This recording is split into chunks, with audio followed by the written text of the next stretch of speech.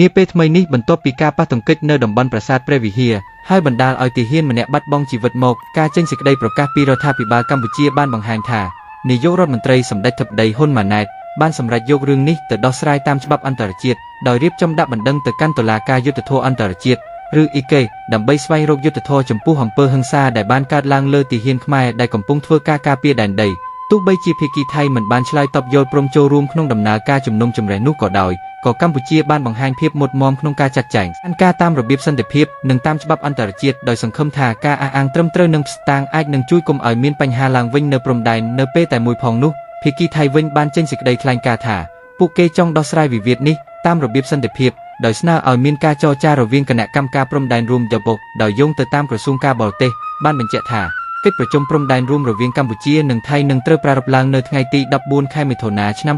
2025នៅក្នុងរាជធានីភ្នំពេញនេះបង្ហាញថាភាគីទាំងពីរនៅតែមានចំណង់ចំណូលចិត្តក្នុងការរកដំណោះស្រាយតាមវិធីសន្តិភាព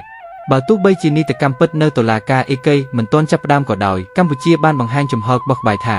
បើថៃអាចចរចាជាមួយយើងដោយគោរពច្បាប់និងអធិបតេយ្យភាពយើងក៏អាចបញ្ចប់រឿងនេះដោយសន្តិភាពបានដែរយើងត្រូវបន្តឈរជើងរក្សាអធិបតេយ្យភាពដែនដីហើយកុំឲ្យមានការរំលោភលើព្រំដែនជាថ្មីឡើយអូនធ្វើព័ត៌មានផងអូនលក់គ្រឿងអលង្ការផងបាទបងប្អូនគាំទ្រជួយទិញប្អូនម្នាក់មួយខ្សែផងដើម្បីគាំទ្រឲ្យប្អូនធ្វើវីដេអូឲ្យបងប្អូនពុកម៉ែទស្សនានៅក្នុងប្រទេសកម្ពុជាយើងនិងនៅលើពិភពលោកផងដែរបាទអរគុណ